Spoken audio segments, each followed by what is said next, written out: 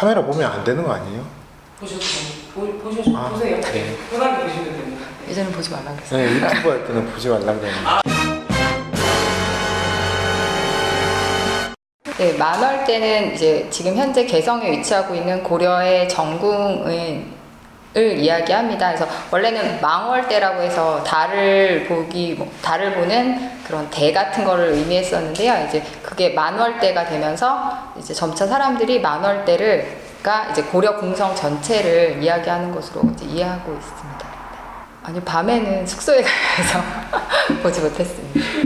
이번 8차 발굴은 11월에서 12월 정도 진행이 됐었고요. 2018년. 네, 2018년 10월인가? 10월에서 12월. 2008년 10월에서 12월까지 걸쳐서 진행됐습니다.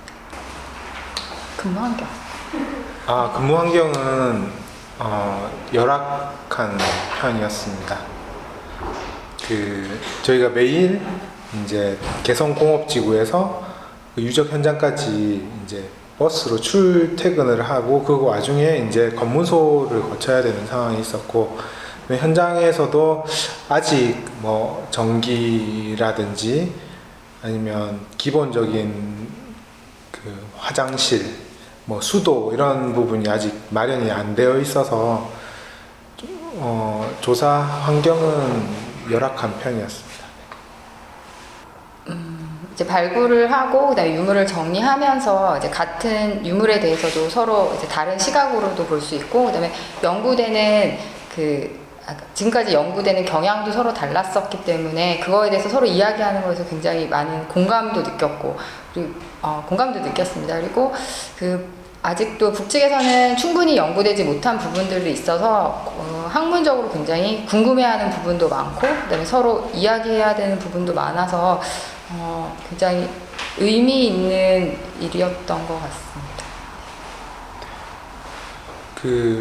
개성 만월대에 대한 남북 공동 조사가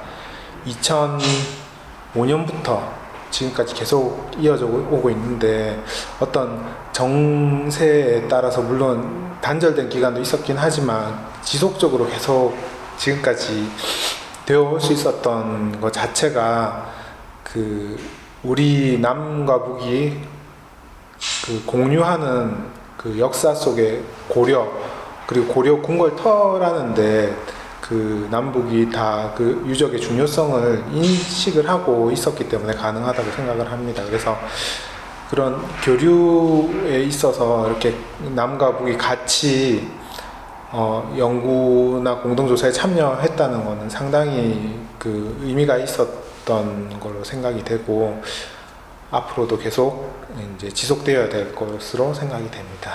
네, 저는 비슷한 시기에 고려시대 사찰 유적 같은 경우나, 그다음에 뭐 고려의 전궁이었던 만월대 외에도 다른 별궁들이 존재했었기 때문에 그런 별궁에 대한 조사 연구도 같이 하면 좋겠다는 생각을 했습니다.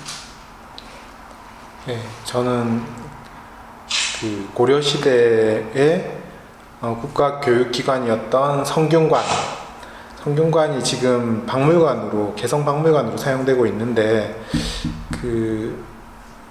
원래의 그런 지어졌던 목적과는 좀 다르게 이제 활용이 되고 있는데, 그런 부분에 대한 좀 정리가 필요하다고 생각을 하고, 성균관에 대한 저는 전공이 건축이기 때문에 건축적인 조사가 필요하다고 생각을 하고요.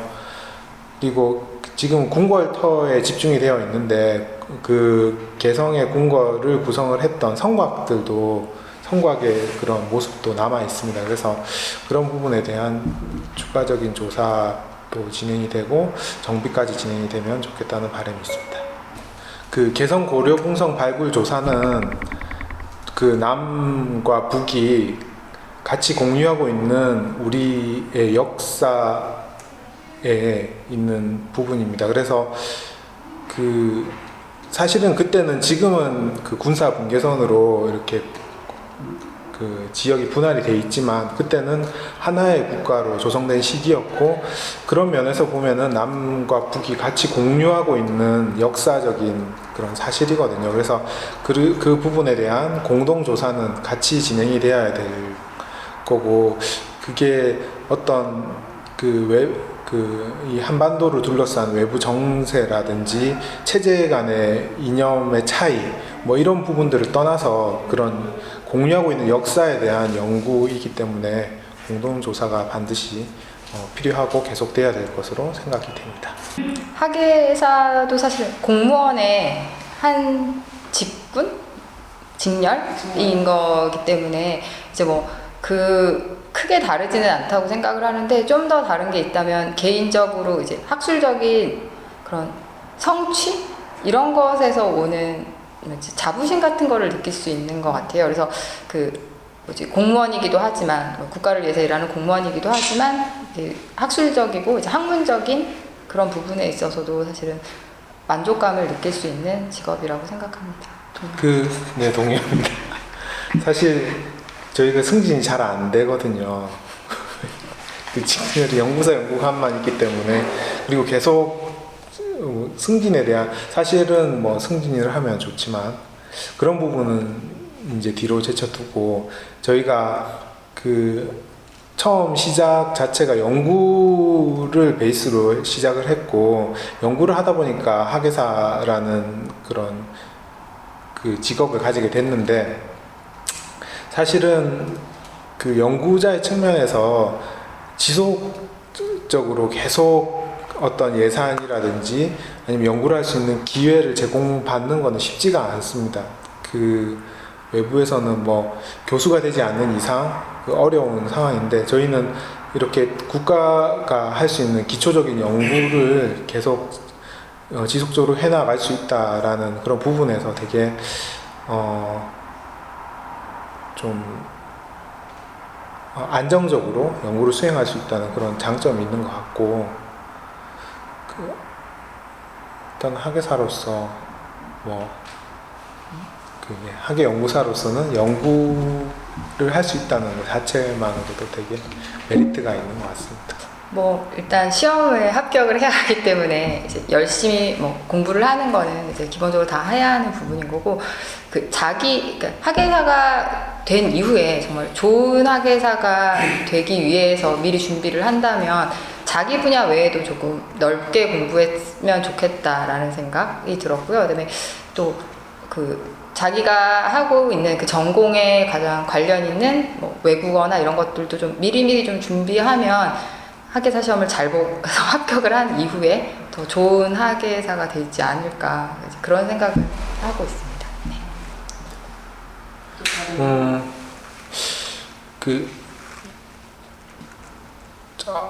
학예 연구직 공무원은 이제 임용이 되고 나서부터 시작이 되는 게 아니고 그 이전부터 시작이 된다고 생각을 합니다. 그래서 대부분 어떤 기간제 근로자라든지 이런 연구원 이런 식으로 해서 연구를 계속 하다가 이렇게 기회가 나면은 시험을 봐서 되는 경우가 많은데, 그게 사실 좀 경쟁이 되게 치열하고 최종 합격하기도 쉽지가 않은 상황입니다. 그래도 포기하지 말고 계속 본인이 하는 연구를 진행을 하면서 준비를 하시면 좋은 결과가 있을 거로 생각이 됩니다.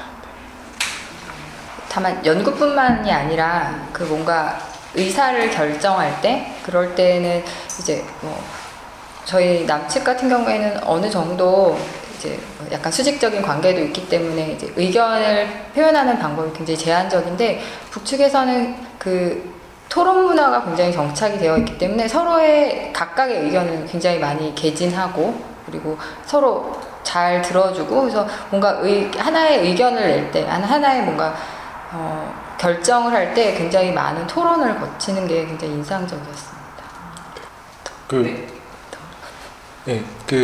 현장에서 어떤 조사 방향을 수립을 할 때, 저희는 만약에 남쪽 같은 경우에는 담당자가 계획을 수립을 해서 이게 보고 과정을 거쳐서 수정이 되고 이제 최종 결정이 된다라는 과정이 있다고 하면, 북에 가서 느낀 거는 상하 직급의 높고 낮음을 떠나서 각자가 생각하는 일단 의견들을 다 제시를 하고, 있었던 거를 볼 수가 있고 그런 의견이 상충하는 사이에서 계속 그 조율이 되고 하면서 최종 결론이 나오는 그런 과정이 조금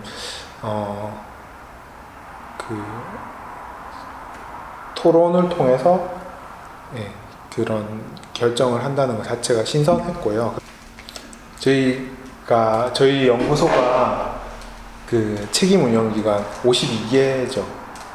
52개 책임 운영 기간 중에 하나로 지금 업무를 수행을 하고 있습니다. 근데 그 연구를 함에 있어서 책임 운영 기간 타이틀을 가지고 있으면 그 성과를 내야 된다는 압박이 상당히 심합니다. 그러면은 충분치 못한 연구가 진행이 된 상태에서 그거를 성과로 내야 되는 경우, 그러면 당연히 연구의 질이 떨어질 걸로 생각이 되고요. 그 다음에 성과 위주로만 일을 하다 보면 사실은 저희 연구소 같은 경우에는 기초 연구를 해서 그 기초 자료를 국민에게 제공을 해서 이제 그런 국민들이 그런 자료를 얻거나 아니면 연구자들이 후속 연구를 할 수 있게 해주는 역할을 해야 되는데, 그게 아니고 단순히 그런 성과 지향적으로 가다 보니 좀 저희가 가지고 있었던 기본적인 그런 임무에서 좀 벗어나게 되는 게 아닌가 하는 생각이 있습니다. 그래서 책임 운영 기간 제도에서 좀 탈피를 하거나 아니면 이 책임 운영 기간 제도가 상당히 그 문제점들이 지금 계속 이렇게 노출이 되고 있는 걸로 알고 있어서 그 책임 운영 기간 제도가 폐지돼야 되는 게 국민들을 위해서 필요한 게 아닌가 하는 생각이 있습니다. 그래서 지금 진행하고 계신 걸로 아는데 좀 잘 부탁드리겠습니다.